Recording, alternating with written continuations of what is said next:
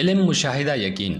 مثال کے طور پر اگر آپ آگ سے بچتے ہیں اور سانپ سے ڈرتے ہیں تو اس کی وجہ یہ ہے کہ آپ کے علم میں یہ بات آ چکی ہے کہ آگ جلاتی ہے اور سانپ ڈستا ہے۔ اس بات کا آپ کو مشاہدہ ہو چکا، کئی لوگ آپ نے دیکھے ہو یا سنے ہوں گے جن کے ان دو چیزوں سے نقصان پہنچا۔ یوں آپ کو اس بات کا کامل یقین ہو چکا ہے کہ یہ خطرناک چیزیں ہیں، اس لیے آپ ان سے بچتے ہیں۔ اگر کسی کے علم میں یہ بات نہیں تو وہ نہیں ڈرے گا، جیسے بچے وغیرہ۔ بالکل اسی طرح اللہ تعالیٰ کے ساتھ اکثریت کا تعلق اس نام کی واقفیت کی حد تک ہے۔ ہمیں اس کا یقین حاصل نہیں، اس لیے ہم اس کے سامنے سر تسلیم خم نہیں کرتے، اس کی منشا کے مطابق زندگی بسر نہیں کرتے، اسے اپنی ترجیح و اول نہیں بناتے۔ اللہ تعالیٰ نے نسل انسان کی رہنمائی کے لیے انبیاء و رسول بھیجے۔ ہمارے پیارے نبی حضرت محمد صلی اللہ علیہ وسلم کے بعد چونکہ کسی نبی نے نہیں آنا تھا، اس لیے ان پر نازل ہونے والی کتاب کو تا قیامت تک محفوظ رکھا گیا۔ اس کتاب میں اللہ جل جلالہ نے تا قیامت آنے والے لوگوں کی ہدایت کے لیے صداقت پر مبنی ایسی نشانیاں رکھیں جو وقت کے ساتھ ساتھ منکشف ہو رہی ہیں، اور یہ کتاب جدید سے جدید دور کی درافتوں کے حقائق کو اپنے اندر سمے ہوئے ہیں۔ آج کے جدیدی سائنس ترقی کے عروج کے دور میں ہونے والی بہت سی سائنسی درافتوں سے قرآن مجید میں موجود صداقتیں واضح ہونے سے حق کی پہچان بہت آسان ہو گئی ہے، اور اہل علم چیخ اٹھے ہیں کہ یہ کتاب حق ہے۔ اللہ تعالیٰ نے آفاق عالم میں اپنی نشانیوں کے ظہور کے متعلق فرمایا، عنقریب ہم انہیں اپنی نشانیوں آفاق عالم، آسمان اور زمین کے تمام چیزوں میں بھی ان کو اور ان کے خود اپنی ذات میں بھی دکھائیں گے، یہاں تک کہ ان پر حقیقت کھل جائے کہ حق اللہ ہی ہے۔ کیا آپ کے رب کا ہر چیز سے واقف و آگاہ ہونا کافی نہیں؟ تمام نسل انسان کو پرزور دعوت ہے کہ کم از کم ایک دفعہ اس تحریر کو ضرور پڑھیے، بہت بڑا خزانہ اس سعادت آپ کے ہاتھ آئے گی۔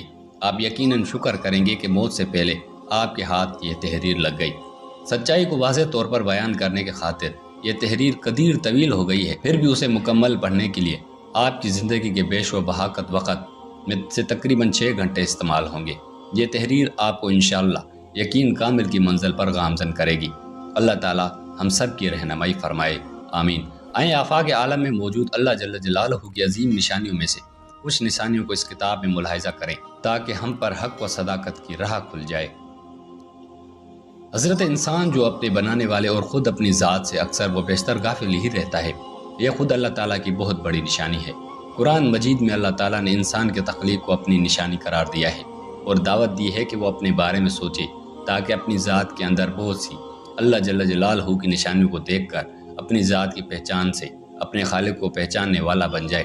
اللہ تعالیٰ نے فرمایا، اور یقین والوں کے لیے تو زمین میں بہت سی نشانیاں ہیں اور وہ خود تمہاری ذات میں بھی ہیں، کیا تم نہیں دیکھتے؟ ایک اور جگہ فرمایا، آسمانوں اور زمین میں ایمان والوں کے لیے یقیناً بہت سی نشانیاں ہیں، اور خود تمہاری پیدائش میں اور جانداروں کی پیدائش میں جنہیں وہ پھیلاتا ہے، یقین رکھنے والے لوگوں کے لیے بہت سی نشانیاں ہیں۔ آئیں اللہ تعالیٰ کی اس دعوت پر لبیک کہتے ہوئے اپنی ذات پر غور و فکر کریں اور اللہ جل جلالہ کی نشانیوں کو اپنے اندر ڈھونڈیں تاکہ غیب کے پردوں میں چھپے عظیم خالق کی پہچان ہو سکے اور ہم اس کی منشا کے راستے پر چل سکیں۔ مشہور قول ہے کہ جس نے اپنے آپ کو پہچانا اس نے اپنے رب کو پہچانا۔ چنانچہ ہم سب اپنے آپ پر سوچتے ہیں اور چند پہلوؤں پر غور و فکر کرتے ہوئے دیکھتے ہیں کہ ہم کس طرح اللہ جل جلالہ کی نشانی ہیں۔ شعور حاصل ہونے کے بعد ایک عقل مند انسان کے ذہن میں پہلا بنیادی سوال یہی اٹھتا ہے کہ میرا اپنا وجود کہاں سے آیا؟ انسان سادہ سے لے کر پیچیدہ ترین چیزیں بنا رہا ہے، جن میں کسی حقیر سی چیز کاغذ کے پرزے تک کے خود بننے کی کوئی عقل مند شخص تسلیم کرنے کو تیار نہیں۔ لیکن جب ہم اپنے جسم کو دیکھتے ہیں تو دھوکہ کھا جاتے ہیں کہ اسے بننے کے لیے کسی خالق کی ضرورت نہیں تھی۔ یہ فرض بھی کر لیا جائے کہ جس مادے سے ہمارا جسم بنا وہ پہلے سے ماں کے پیٹ میں موجود تھا، اور وہ بغیر کسی عمل دخل اور ڈیزائن کے خود بخود بازو، ہاتھوں، انگلیوں، گردن، ہڈیوں، آنکھوں، پاؤں، ٹانگوں، جبڑوں وغیرہ میں تبدیل ہو کر انسان کی مطلوبہ شکل میں ظاہر ہو گیا ہے۔ کیا ایسا ممکن ہے؟ کوئی عقل مند انسان اس بات کو تسلیم کر سکتا ہے؟ فرض کریں کسی ایک ماں کے پیٹ میں مادے نے اپنے آپ کو ہمارے جسم میں تبدیل کر لیا، جو کہ ناممکن ہے، تو باقی کروڑوں انسان جو دنیا میں آئے اور مسلسل آ رہے ہیں، ان سب کے خود بخود انسان بن کر دنیا میں آنے کی توجیہ کس قانون اور قاعدے سے کی جا سکتی ہے؟ ذرا سوچیں، کسی گاڑی، موٹر سائیکل یا جہاز کے انجن وغیرہ پر غور کریں کہ اسے ڈیزائن کرنے والے نے تمام بنیادی ضروری چیزیں کا کس طرح خیال رکھا ہے، کس قدر پیچیدہ پائیوں کا نظام بنایا ہے، آئل ڈالنے کا راستہ اور انجن تک پہنچنے کا نظام جہاں جہاں جس چیز کی پہنچنے کی ضرورت ہے اس کی تلصیل کے راستے اور نظام، پھر بھی فالتو اور استعمال شدہ اشیاء کے اخراج کے نظام وغیرہ وغیرہ۔